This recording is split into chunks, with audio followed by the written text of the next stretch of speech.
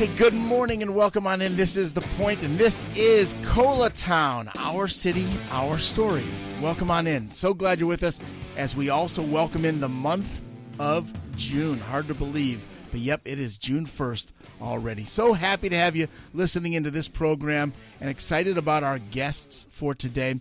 Joining us here, we're going to start things off. Payton Lang from the policy advisor for our mayor's office is here from the city of Columbia.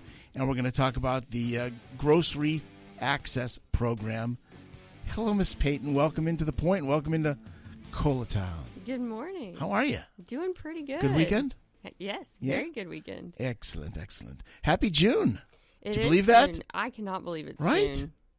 Can't believe it's already June. Yeah, good stuff. So let's learn a little bit about Payton Lang a little bit. Tell me a little bit about you and your role. What do you do for the city? What do you do in the mayor's office? And kind of how what a normal week looks like for you. Not that there's ever a normal week. No, there never is. So I'm policy and programs advisor to Mayor Rickman, and that looks different on every day. Some days it's making sure people's water get fixed or their trash gets picked up, and other days it's preparing him for a policy conference in D.C. with other mayors from around the country. So it's really exciting work, but what I love most about it is I'm from Lexington, so Columbia was our city that we'd always go to growing up, and being a part of this growth and development means a lot, but also making some policies and programs that change people's lives are what makes me feel good every day. So I enjoy it, and I always tell people, send me an email if you have an idea. We can always consider it. Yeah, and that's what I always tell our listeners, because obviously we have listeners in the city, but we have majority of our listeners are not necessarily residents in the city. So I always tell everybody listening in,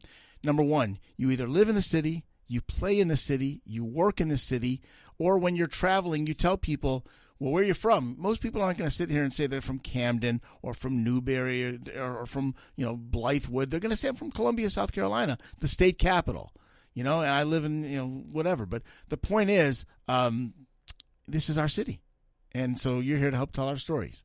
And people are finally excited about it. For a few years, people have been like, oh, Columbia. And now my friends are like, I went to Columbia. Yeah. Wow. Yeah. And so just watching that and being a part of it, it's transformational. It's huge. I think that is exciting. And obviously with the growth, we get about 28 people moving to the Midlands on average every day. Wow.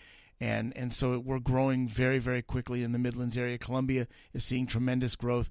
The mayor's really excited about some of the things that are happening here, and it's fun to have him on. I think I told you he was on last Monday with us, and we had a really good discussion about a number of different things. He loves coming in because, Payton, we open it up to our phone calls, and he takes calls and gets directly calls from sometimes constituents, but sometimes just people around the Midlands with calls, questions, concerns, complaints, compliments, all of the above.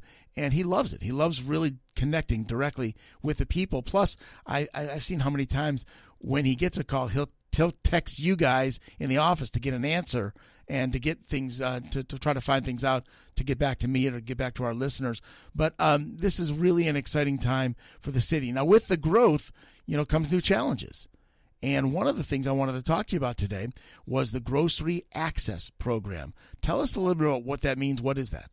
So the Grocery Access Program, we call the GAP program, is a partnership with Instacart. And way back when, 3 years ago, when I came into the mayor's office, the mayor said, we have an issue with food deserts. We have grocery stores closing. We're not able to recruit them. And realistically, I'm sure he's spoken about it before, you can't just prop up a grocery store. It doesn't work that way. No. And he said, but I have an idea. What if, even though we can't buy food for people, we could find a service that would help people get groceries, and not just from one place, get them from anywhere they want to shop. So we looked at multiple different partners, but Instacart really bit on, we want to provide free grocery delivery to our residents living in food deserts. Mm-hmm. And a lot of that is North Columbia, but there's also a lot of pockets in different parts of the city. And from there, it kind of built. But we're in our third year, and we just reopened the enrollment process. So applications are live. If you live in a food desert, can go apply. There's only 2 simple eligibility requirements. One, you live in a food desert, and we have a tool that'll check it for you. You don't have to do all the research. So you go and then you put in like your address, and then it'll tell you if you qualify based on that or not. Yes, exactly. And then from there, just some sort of needs-based assistance. We are not the federal government. We're not going crazy, but we want to make sure you're enrolled in SNAP or you're on Medicare, sure, Medicaid, disability, all these different things. Right. When we talk about these food deserts, you guys have mapped out where that is. We would love to have a grocery store on every not every corner, but you know what I mean, in every vicinity of the city. But as Mayor and I talked about this very recently, it all boils down to density, population density. And I mean, look, let's put yourself in the situation of the grocery store for a second. Obviously, you're not going to open up in a place where you're not going to have enough traffic, or foot traffic and car traffic, where it's worth building and employing a bunch of people, and it's just, if it's not there, it's not there. So certainly we're aware of that, and I know that the mayor is looking at these food deserts. I really think it's interesting to call, that's a really good term for it. How many are we looking at? Like, how many gaps are there in the city? I'd say it's about 25% of the city. You can go on the website and kind of view a map. But one thing that's interesting is the communities that have tried propping one up are telling people where they need to shop. Sure. And with the GAP program, we've been able to capture not individual data, but where people are ordering from the most, whether it be Food Lion or Publix or whatever it may be, and use that to say, this is what our community supports. This is what this community might need. And it's very different than anything that's looked at Columbia. So giving that to our economic development team to utilize, to say, we have the data, right, there is the interest, they would support you. It's small steps, little battles, but I think it's making a difference. Well, and again, as we grow, the good news is that'll be recognized. And I mean, we will get more grocery stores as we get more people, because you've got so many people. What's interesting is the demographic and I know I'm not telling you anything you don't know, but for our listeners' sake, we're seeing what's really interesting about the demographics is, of course, you've got young people, but you've also got retirees. And everybody wants the same thing. A lot of the people that are moving into the city want connectivity. That's one of Mayor Rickman's favorite things to talk about, is he wants connectivity and he wants access, safe access, so that if you live in spot A, you can walk out somewhere else for dinner, you can go grocery shopping. You don't have to have a vehicle, is what he wants. He wants you to be able to get around town and give you a reason to move downtown. But in order to do that, it's like the chicken and the egg. Which comes first? You want to be able to have the grocery store within walking distance so that you can do it, so you don't have to get in a car and drive 15 minutes away. Exactly. And you made a very important point that this program's with Instacart, which is technology, and some of our older residents were hesitant at first. But one thing that surprised me to this day is in the application we ask if you have access to the internet, if you have access to a tablet or an app. And I think the grandmas and the grandpas of Columbia are like outsourcing everyone on that. Everybody seemed eligible to jump in, but Instacart created a single senior citizen helpline. And then we also partnered with Fast Forward to create kind of a tutorial of how to use it if you don't have a family member that can teach you. Yeah. But that is another aspect of it. Not everybody's on their phone all the time or the internet. And you don't think about that. You really don't, because for us, it's almost an extension of our hands. Where do we go without our smartphones these days? And they're only getting smarter, and they're only getting more connectable. So that's a good thing about the technology. But it has also gotten to a point. I was on the phone helping my sister down in Florida because she couldn't figure out something with her voicemail. And I was like, your sons couldn't figure this out for you? Well, they're not home, so I need you to help me fix this. As we get older, we're going to get, and you don't know this because you're youngin', but as we get older, there's going to be a gap. So in order to keep up with it, we got to make sure we're taking those steps. Hold tight. We're going to come back. Miss Payton's with us for another segment on The Point. Welcome back in. So glad you are with us on this Monday morning. This is Colatown, our city, our stories. I love doing this program because we get different people on from all different angles and aspects of the city. And you'll find that out in our second half. We're going to go in a completely different direction of the show in our second half when we start talking about wearing orange. And I'm not talking about people on the side of the roads who have, gotten out of jail. I'm talking about something completely different. And I'm not talking about Clemson fans either wearing orange. Are you a Clemson fan or a Carolina? I am. I graduated from Clemson in 2020. So you like to wear orange too? I do. Yeah. Well, that's fine. Nothing wrong with that. We allow Clemson fans. I do support the Carolina Gamecocks when they're not playing Clemson, though. Do you really? I do. Okay. You're very diplomatic. I can tell you work in the mayor's office. Got to be nice to everybody. Because a lot of Clemson fans don't support Carolina in anything, and vice versa. I can understand both sides. I really can. All right. Well, listen, Payton Lang is here with us. She is works as a policy advisor with the mayor. And one of the things you guys have worked really hard on is this GAP program, the Grocery Access Program. And what we've talked about in the first segment, just to give a quick 30-second rundown if you missed our first segment here on Colatown, is we're trying to fill those gaps of where we don't have grocery stores for people of all ages and of all income levels. There's just certain areas that you guys have termed deserts. And you said about 25% of the city is without a walkable grocery store within walking distance. Fair? That is very fair. Okay. So we've got this program, Grocery Access Program. You have certain things you have to do to meet the eligibility requirements. Let's go over that again for what people need to do in order to be eligible to get some help with this. Of course. So there's two simple eligibility requirements. One, you live at least 1 mile from a full-service grocery store. And so Dollar General, Dollar Tree, those don't count. Right. A full-service grocery store. And then two, you're on some sort of needs-based assistance that you can verify, whether it be SNAP or Social Security disability or Medicare. But one thing about this program, it gives 110 households, not people, households, free grocery delivery for a year through Instacart. You get to pick your store. Every single zip code has at least 6 options on the app, and you get free grocery delivery numerous times, as many times as you want throughout the month. And another thing, you are technically getting an Instacart Plus membership, and what that means is you can also share with someone else in your family or household. So if you live beside your mother or a cousin down the road, you're able to steward them into this program as well, and potentially we're reaching 220 households.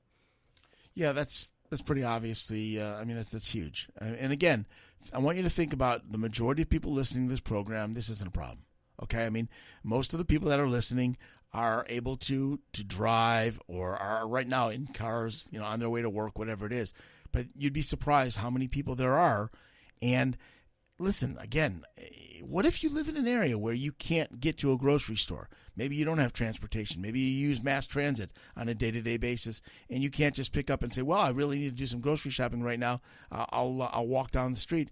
And there's no street to walk down because you live more than a mile away from a grocery store. And too many folks in Columbia, South Carolina this summer that are going to want to walk in 100 degrees down 3 miles just to get to a grocery store and 3 miles back. That's why you have the Instacart partnership. Well, and one thing, too, a lot of people won't admit it. Maybe you don't have the child care to go to the grocery store. Maybe you're sharing a car in your family and the availability isn't there. The other thing, too, is some of our college students, not everyone goes to the University of South Carolina. Right. Some go to Columbia College. Sure. Some go to CIU. Right. Those students also are having trouble getting to grocery stores, even if they have different abilities. So the Instacart partnership, the GAP program, right now we have our applications open and you can apply online at strategicinitiatives.columbiasc.gov. We'll give that again. In fact, we'll give it a few times before we're done, but let's say that one more time. strategicinitiatives.columbiasc.gov. Okay. So, and again, we'll mention that again. If you need to write that down for yourself or for someone else, I promise before we let Payton leave here at 9:30, we will give you that again just to make sure that everybody can get it. But have the pen ready in case you need to, and we'll give it to you again to write down to get that taken care of. The GAP program is something you mentioned that there's only so much the city can do. I mean, obviously, financially, you're not looking to buy groceries for people. You're just looking to make the delivery easier and the accessibility more available. I mean, we're not. I want our taxpayers to understand that this is not something that we're trying to do to put a burden on everybody else. This is just something that we're trying to ease the burden on those folks that are just facing some serious difficulty in getting some of the basics in their home. Well, exactly. And there's actually a lot of restrictions that you can't buy things for private use, but you can provide services. The city, pretty much, we provide services to our citizens and our customers. And the other thing, too, is thinking about we're also supporting the gig economy. Our Instacart drivers, whether you're in the GAP program or on your own, that's a job for them. Yeah, it's like an Uber driver. So it's a whole system and a part of our workforce as well. And so it all works together. And Mayor Rickman constantly talks about partnership together. This is a partnership with Instacart. They're putting in just as much resources as we are. And we've created a model that people are saying, oh, look at what they're doing in Columbia. You look at different states have programs and different abilities to do things. Maryland, a county there, copied it, and they're providing groceries. So we've created a system that can be mixed and molded to different people's communities, which is what we're most proud of, but also what it's doing here in Columbia. How long, this GAP's in 3 years now you guys have been doing this? Yes, this is year 3. And in our first year, when President Biden was in the White House, it received a national recognition. And that's what kind of put it on the map for people to say, oh, what are y'all doing here? Explain it to me. Right. You know, I look at this and I think about it from the perspective of what we're trying to do. And the part about GAP, I mean, we call these like deserts, but it really is just a gap in the system. We don't have a grocery store close enough to someone. Ideally, we want to get more grocery stores. That's something the mayor is always trying to do is to get more business to come into Columbia and relocate and open up more, if it's a Publix or a Food Lion or whatever it is. The last thing we want to do is see any of them go away. But that's going to happen. I mean, I'm very confident we're going to see more of that happen, especially as we see more redevelopment and more growth. I mean, you know, I'll give you an example. Our radio station's here on Millwood Avenue, okay? Right here on Millwood, there's a house that just got built to our right. There's a house that just got built across the street, and then like 7 houses right on the street down have just been torn down and started over and are being built. You're getting more people who are moving into these places, and we've always had a housing crisis in that respect also. I don't want to get too far off where the gap is, but where I'm going with that is we are filling in some of the gaps, excuse the pun, of population. And as the grocery stores do their studies, their feasibility studies, they're going to see.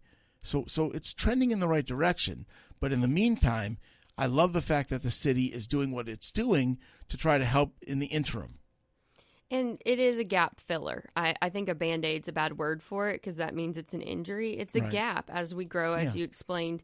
And I think we're going to see that. I also think with the census in 2030, you're going to see our numbers drastically change. And like you said, the recruitment with that comes with that.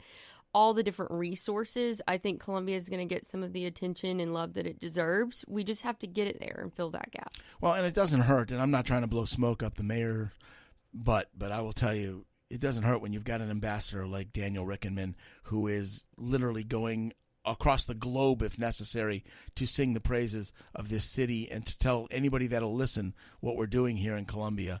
And he's not lying. I mean, this place is growing in a good way. And I mean, you know, it's funny because in a number of different times that we've been doing Colatown, some of our things, visitors, have been things that we've talked about with Finley Park. Some of the things have been about talking about Soda City or other things other programs that are designed to help less fortunate. But I mean, when you just look, Payton, at what we are doing in the city and how exciting it is to get people, and there are people coming from all over now. Like the festival we just had over at Finley Park, you had people coming in from all over the Southeast, not just from the Midlands area, from all over the Southeast part of the United States coming to see those bands and things like that. We're a destination now. We're not just a stopover.